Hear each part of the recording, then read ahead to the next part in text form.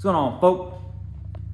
Video's gonna be a little different than normal. I'm gonna do a lot of different things, work on a lot of different cars, because when you have a lot of cars, it means you have a lot of projects. There's always something to do on something somewhere at all times. There's never a dull moment, never a day break, never a nothing. And you know what I'm saying? So like, you're gonna see what it's like to have a lot of projects, a lot of cars, a lot of shit to work on. You know what I'm saying? So with that being said, also the merch, the link is in every description as always. So stick around, check it out, baby.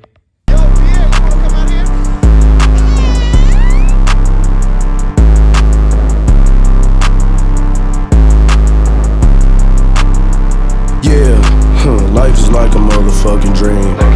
Fill my double cup up with some lean. Yeah, put my dick in your bitch clean. Yeah, rats come. Alright, so first thing on the chopping block is gonna be my girl Z.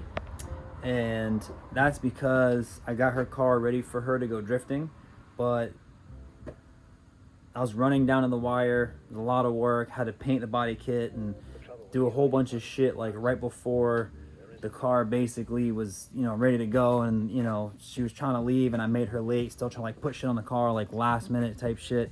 There's only so many hours in the day, you have to let paint cure, kind of shit like that, you know what I'm saying? So with that said, some of the things that we ran into were wheel caster. So on this side, the wheel caster is good. When the wheel does full lock to lock, it doesn't bite the bumper, it doesn't bite the side skirt here. But the other side, let's walk around here. This side, the wheel's back more. So as she cuts the wheel in and out, it actually grabs the new wide fender and it grabs the side skirt here, and it's got all the clearance in the world here. Now it's possible that she's wrecked, because she's crashed a car a few times before. You know, you gotta learn drifting, shit like that. So it's very possible that with that whole shit right there, the control arm could be bent, or one of the bearings could be going out and it's actually creating more play. So we'll see here in a second. But for starters, we gotta take this wheel off, jack up the car, take the wheel off real quick, and then find out why the caster's pushed so back so far on this one wheel right here. You know what I'm saying? So with this, let's see what the fuck going on, little baby.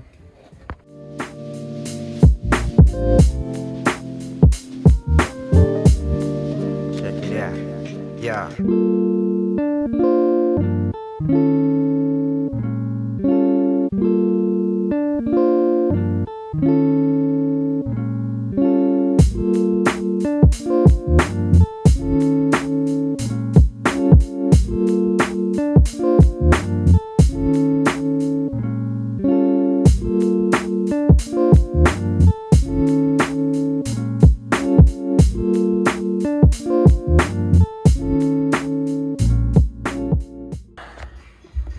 Alright, so on my girl Z, I did a car check on this before, like a video check, like an option style video, but make it see in a little bit more detail about more of the car. So in this car, there's more than one way to check caster. I mean, not to check caster, but to adjust caster. Luckily for her, she has a really badass caster camber upper control arm. And how that works is camber's adjusted here, so it moves the knuckle to and from the inner of the chassis, which allows the upper camber to come in and out. And that's how you adjust the top. There's an adjustable piece here, adjustable piece here, which allows the upper knuckle to rotate forwards and backwards, which will position the top of the knuckle in different areas. So by moving the caster back or forward, it changes the way the steering and the whole car feels altogether. Now with that, there's also the lower control arm. It's a Powered by Max lower control arm, and nothing appears to be bent. This is some seriously beefy shit. And you have an adjustment here, and you have an adjustment there. So this is gonna be your control arm length, and then also camber, because if you just leave the top exactly where it is, and you adjust the bottom, the more you push it out here, the more the bottom of the wheel is gonna come out, which will in turn camber the wheel out more, right? Caster is also adjusted by this point here. The more you push this out, the more the wheel is going to go forward. So that's two different ways to adjust it. And this is also going to adjust track width, or track length, excuse me, track length. So the more I push that out, the further this wheel goes forward. That means I'm making the wheelbase longer. Or if I go back more, I make the wheelbase shorter. It does caster and wheelbase at the same time. So it's all together. So everything's gonna work together. So all I'm gonna do today is understand what's going on here with the lower control arm, because the upper control arm seems to be just fine. And my issue is wheelbase length, not exactly caster. I say caster, but technically it's wheelbase length, which also translates into caster as well, like I just said, right? So my wheel is too far back. I need it forward, and not by a lot, but by enough. And every little turn here is gonna move this forward substantially. Unfortunately, this is an old Powered by Max kit, so it means I have to unbolt this, unbolt this, unbolt this, and then make my adjustments, bolt it all back on. Really sucks. It's old. That's just the way it is. So in the future, maybe we'll change it, but you know, this is really beefy shit. It's been working fantastic all these years. So there's really not a lot of reason to change it unless it's an issue. You know what I'm saying? It works great for her. Now, another reason I also know the wheel's too far back, besides the fact it's biting here, is you can see my freshly painted piece that I already got has rub marks in it. And then this wheel well has burn marks from the tire from high angle cutting in. The other side is not like this. See what I'm saying? So another thing that I'm gonna do also, oh yeah, that right there doesn't help. So what I'm gonna do also is, since you see this is the pinch weld of the chassis exposed.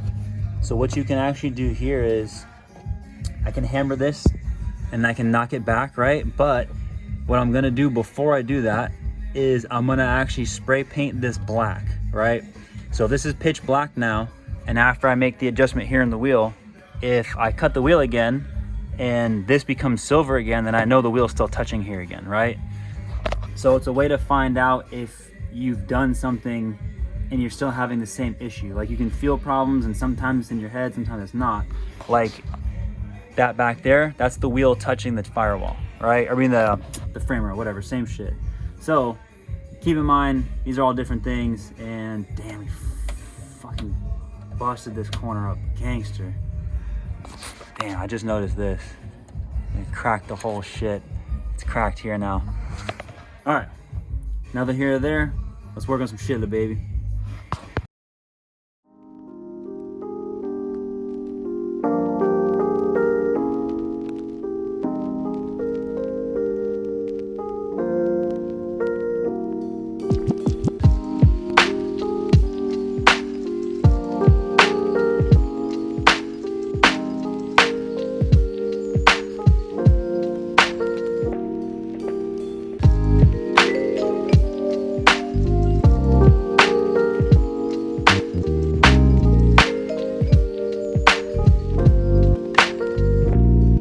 It's about time. I was on some old hurry up and wait, trying to bust out the gate and beat fate. It's about time. I was on some old hurry up and wait, trying to bust out the gate and beat fate. It's about time. I was on some old hurry up and wait, trying to bust out the gate and beat fate. It's about time. I was on some old hurry up and wait, trying to bust out the gate and beat fate.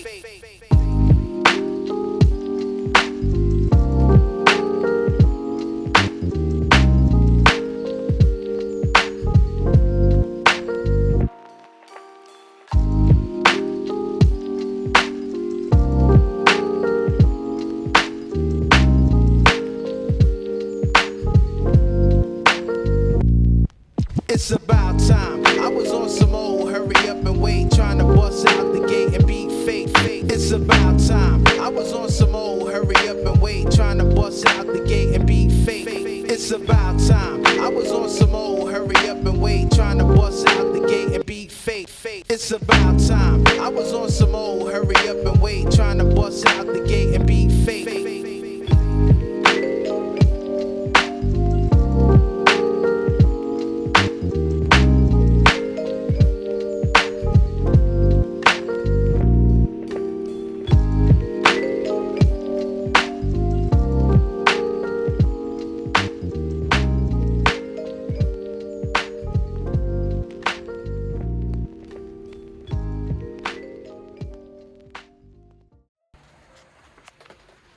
All right.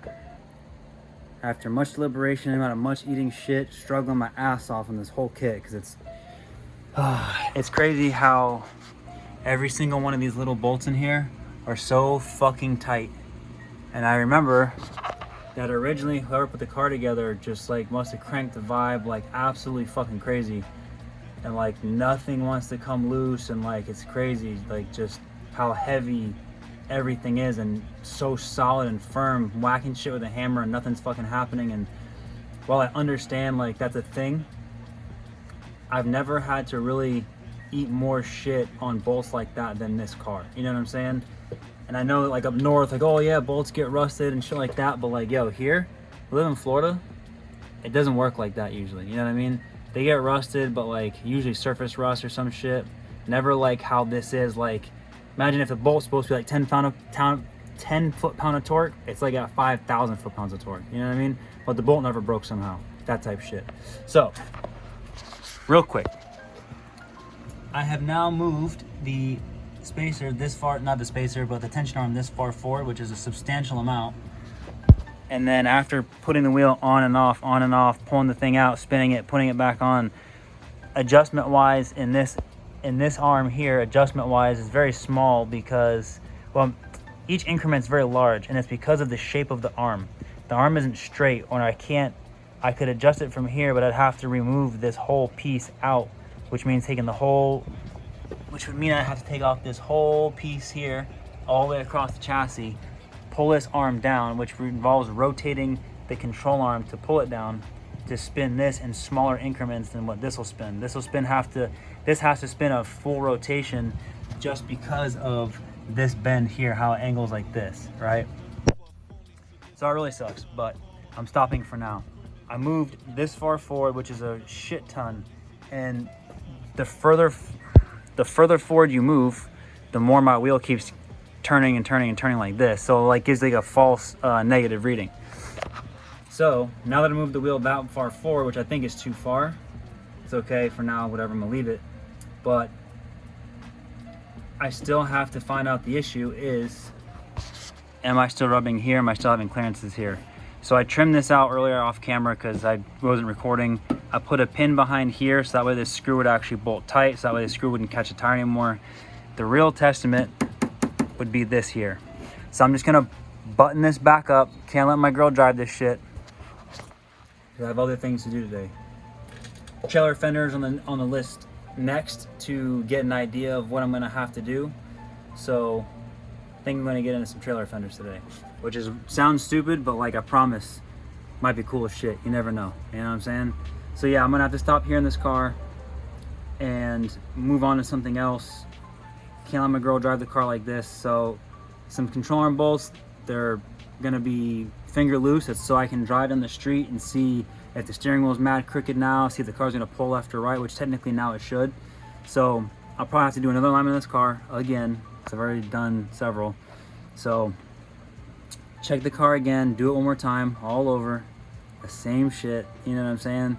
And then once I do that, see if the wheel is clearanced and stuff like that. And if the wheel is clearanced, double check wheelbase on each side to make sure that it's even, make sure, you know, nothing's wrong.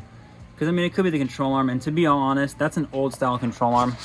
This is old here, so like, they basically, the design is old. It's not, I don't want to say it's flawed, but like it's definitely from like 10 years ago type shit versus like now, right?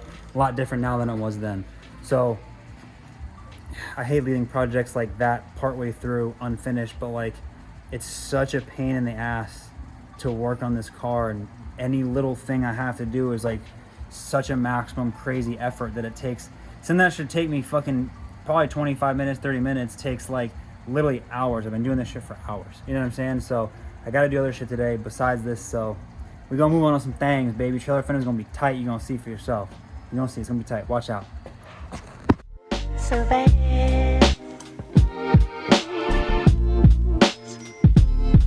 So bad.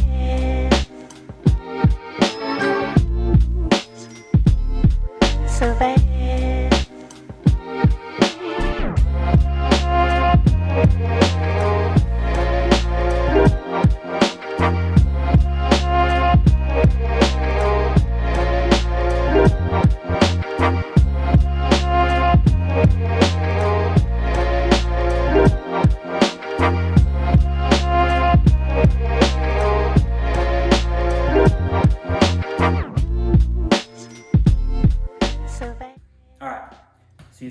off the trailer fenders and I cut them as flush as I possibly could. I'm doing this for 2 reasons.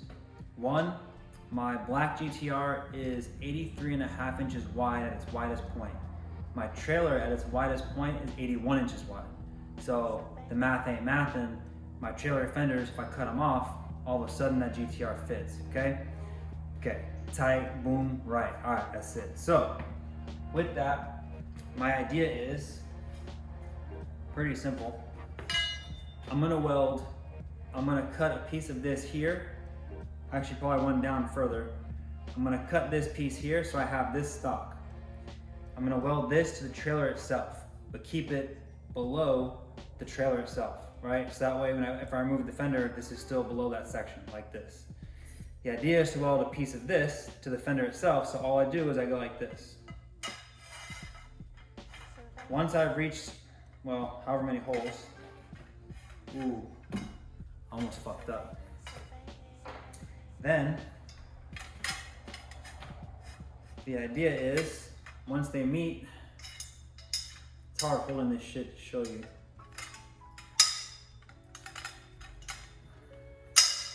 I push the pin through, just like old school fucking hood pins on a car. Just pin it. That should be it. That should be all it is. So just like this. To the trailer, to the fender, slice, slice, straight down, pin it, and I should be good to go, and that should be everything there is. That way, the trailer fenders become removable. Well, it's gonna fall if I do that crazy. That way, I pull a pin, and by hand, I can remove my fenders. So, I think that's what the fuck I'm gonna do. And I came up with several other ideas first. My original idea is like, where the fender is curved, I was gonna run one side on the inner side and one side on the outer side and just pin the outer so that way it squares up nice and even on the way down. Then I realized the curve of the fenders, they never stop curving until they reach the very bottom. Well, I've cut the part that still curves like this. And I can't weld them sideways like this because if you're gonna pull the fender out, well, you'd have to pull the fender like this. Well, if both sides are at this angle, you can't pull either way, you know what I'm saying? So that defeats the purpose. By putting it on the flats of the trailer, so turn the trailer back this way, pointed towards you and me, now my fender that sits like this, the two pieces go like this, they match like this, they get pinned, and I lift the trailer piece straight up like that, and that should be it. So, proof of concept, let's find out if I'm fucking wrong.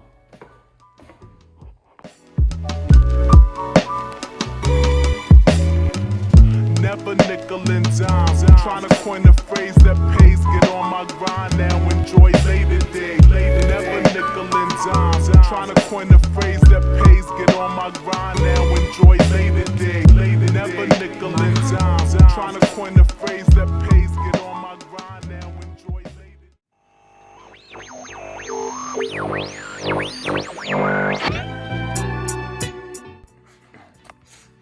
With the next one, it's less cool, less whatever, but a Lincoln Town Car, which is a lowrider, which to me is not an actual lowrider, because for me a lowrider is a car on some Dayton's and hydraulics.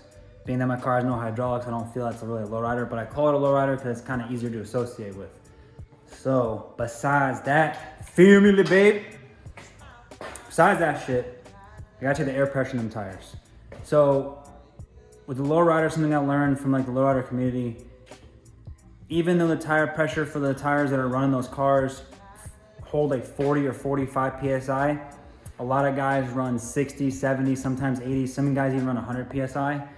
And I know a lot of that has to do with the fact that they are small tires on a really heavy car. My Lincoln weighs 4,000 pounds. Those tires are meant to probably be on a 2,000 pound car max, like not even, you know what I'm saying? Like, so we all know if you overinflate your tires and you like drive on the highway for a while, them fuckers will blow apart. It happens all the time. You see on the highways, you know what I'm saying, whatever.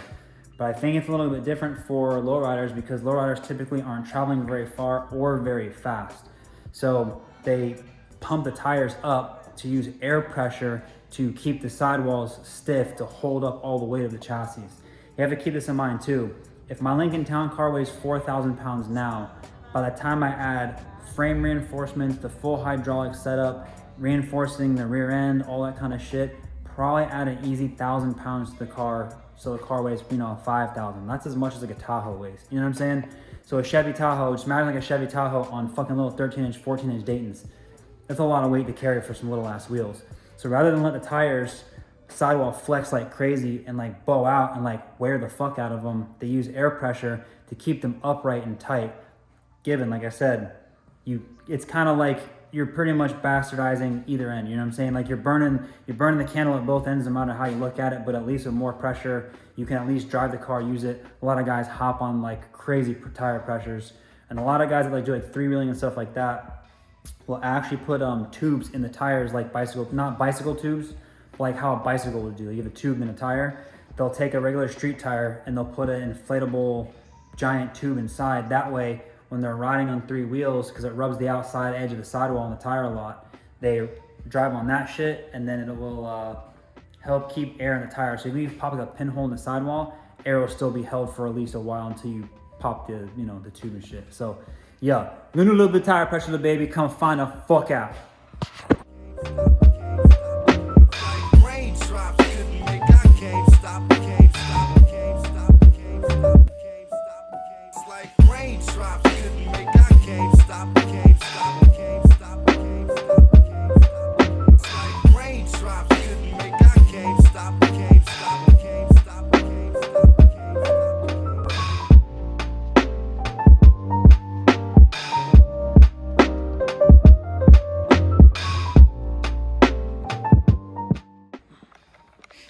Alright, so the day is getting low and old.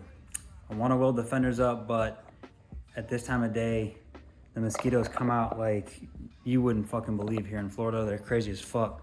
So, switching to some other shit I gotta take care of.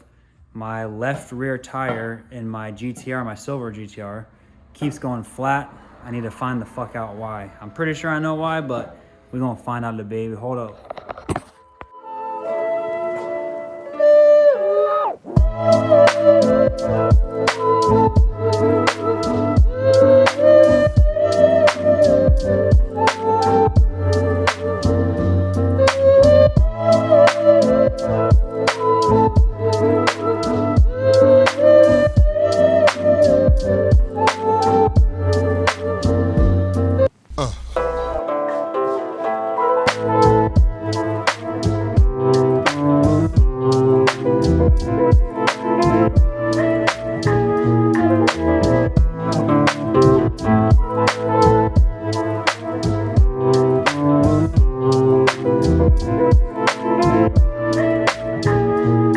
Oh, word.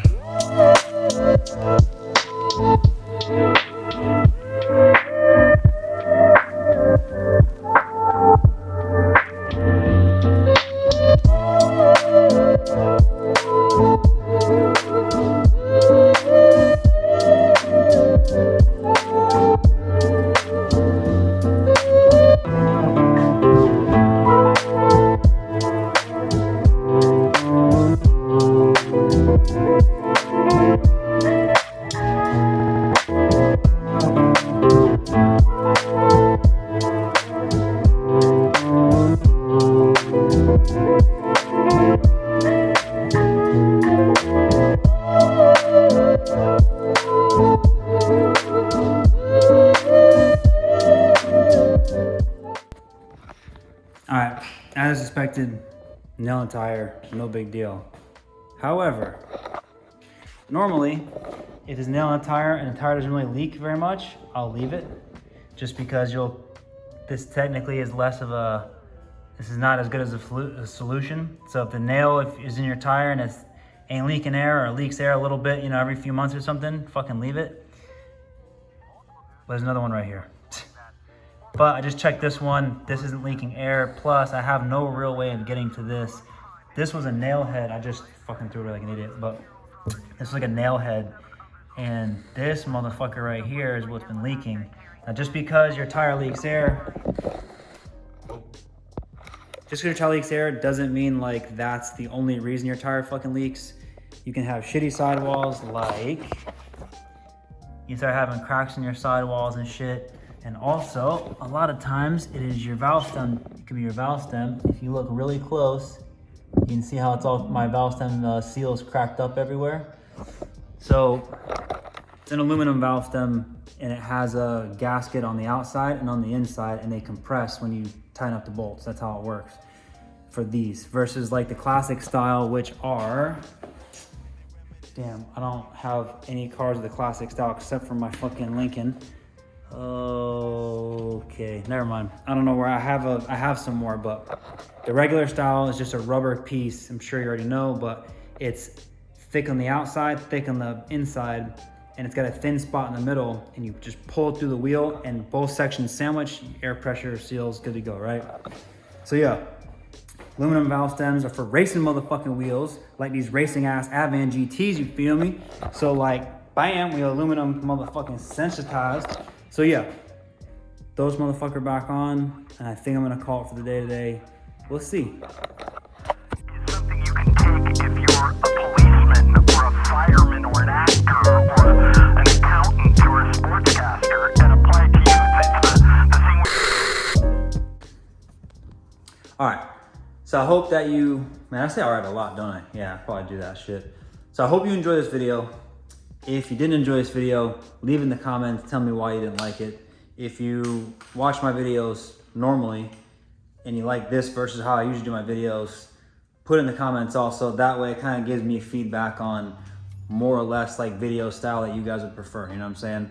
So with that, obviously we won't close the video out here. Different style video. I was actually gonna include some work on the R32, but that car, I did a bunch of shit and I did nothing at the same time.